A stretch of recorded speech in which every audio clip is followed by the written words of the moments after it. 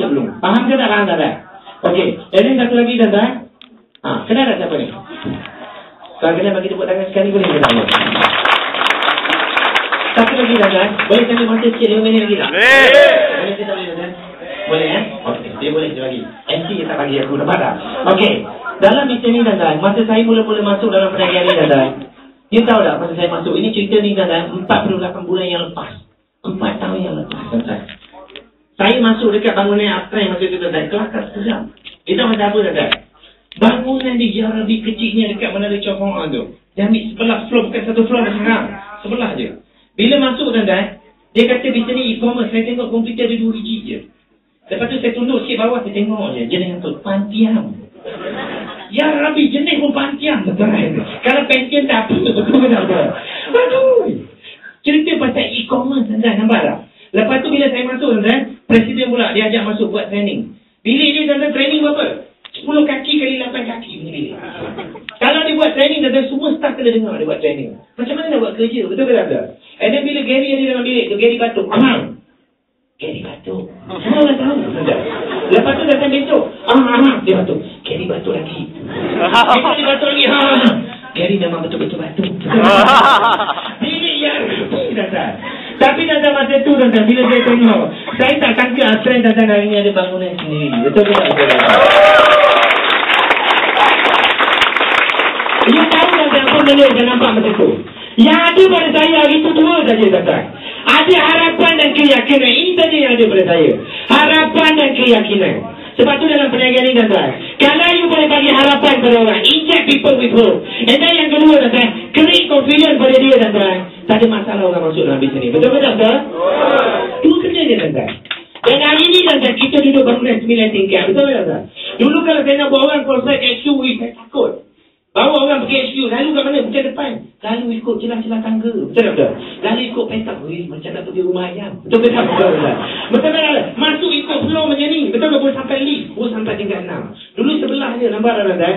Hari ni tuan-tuan, sedar tak sedar. Dan yang harapan dan keyakinan tuan-tuan, hari ni kita duduk di bangunan kita sendiri. Okey ke tak okey? Dan satu lagi tuan-tuan dalam perniagaan ni tuan-tuan. Sebab keyakinan dan harapan ni saya ada dan alhamdulillah tuan-tuan. Sama dengan perniagaan SmartLink ni tuan-tuan. Hari ni SmartLink ni baru bermula. Dulu benda-benda ni tak ada, susah untuk saya jalankan perniagaan ni tuan-tuan. Tapi ada keyakinan saya buat jugalah. Hari ni tuan-tuan, plan A ada, plan B ada, plan C semua dah complete. Tahun ni tuan-tuan the best untuk jalankan perniagaan ni. Betul ke tak betul tuan-tuan? Jadi kita tak ada alasan lagi. Cuma kita kena tahu cara macam mana nak buat duit saja. Betul ke tak betul? InsyaAllah saya akan sambung pada sesi yang akan datang. Boleh ke tak boleh? Dan satu lagi tuan-tuan dalam perniagaan ni. Okey? Satu lagi tuan-tuan, bila saya ada keyakinan saya pun tuan-tuan, kalau boleh tuan-tuan, tanamkan satu azam yang kuat tuan-tuan. Buat kalau boleh jangan lama. Boleh ke tak boleh? Kita pulun betul-betul. Boleh ke tak boleh tuan-tuan? Don't care what other people say. Boleh ke tak boleh tuan-tuan? Dan alhamdulillah dalam masa saya join tuan-tuan, dengan komputer 2 panjang. Betul ke tak tuan-tuan? Saya join tuan-tuan, saya dapat first million tuan-tuan dalam masa 7 bulan. Okey ke tak okey tuan-tuan? Ini satu lagi bila saya dapat tuan-tuan dalam masa 7 bulan apa yang saya buat tuan-tuan. Saya beli 4 biji kedai di Kuala Lumpur tuan-tuan. Bila saya beli 4 biji, boleh saya cerita sikit lah? Sebab Nazri dia bagi saya banyak tajuk. Saya nak macam mana? Betul ke tak betul? Bila 4 biji tuan-tuan saya beli kedai. Ingat tuan-tuan, kita ada income, okay? Kita ada expenses. Duit tuan-tuan jangan joli dulu. Pergi pada aset. Faham tak lah? Saya beli 4 biji kedai kat KL tuan-tuan. 4 biji kedai di KL tuan-tuan saya beli. Dan alhamdulillah tuan-tuan, saya beli 4 biji kedai. Dengan duit perniagaan Uptrend tuan-tuan. Satu kedai saya dapat sewa 5,000. Atas bawah lah. Okay? Bawah 3,500, 4,000, atas 1,000, 1,500. 5,000 kali dengan 4 biji. Jadi saya ada 20,000. Okey ke tak okey tuan-tuan? So 20,000 apa saya buat tuan-tuan? Saya beli kereta hari Isnin, kereta hari Selasa, kereta hari Rabu, kereta hari Khamis, kereta hari Jumaat, kereta hari Sabtu, kereta hari Ahad. Dan kereta hari Isnin balik. Kenapa? Kereta ni 2,000, 3,000, 2,000, 1,500, 1,500, 3,000. Semua sekali berapa? Semua sekali berapa? Baru ada 12 dan 13,000. Ada banner lagi 7,000. Nampak tak? Stress tak aku tuan-tuan? Stress ke tak stress tuan-tuan? Dengan duit yang saya dapat, saya beli 4 biji kedai dan saya beli kereta pun saya nak pakai. Nampak tak tuan-tuan? Yang bayar kereta saya tuan-tuan, bukan duit Uptrend. Yang bayar kereta saya tuan-tuan daripada duit aset. Faham tak? You kena smart. Faham tak? Saya dah settle tuan-tuan. Jadi ada banyak masalah saya tuan-tuan, saya ada masalah untuk habiskan duit saya. Jadi tak tuan-tuan? Jadi duit Uptrend income okey masuk. Faham tak? Tiap-tiap bulan masuk tuan-tuan. Tiap-tiap bulan masuk bertambah. Sebab perniagaan plan buat hari ni besok dapat. Buat esok lusa dapat. Betul ke tak tuan? Tapi tuan-tuan dengan 4 ni tuan-tuan dia bertambah.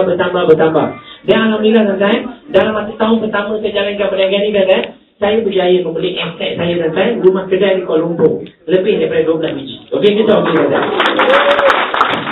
Ini satu lagi tuan-tuan, bila saya jalankan macam tu tuan-tuan, saya tak kisah tuan-tuan beli kereta apa saya nak beli. Sebab apa tuan-tuan?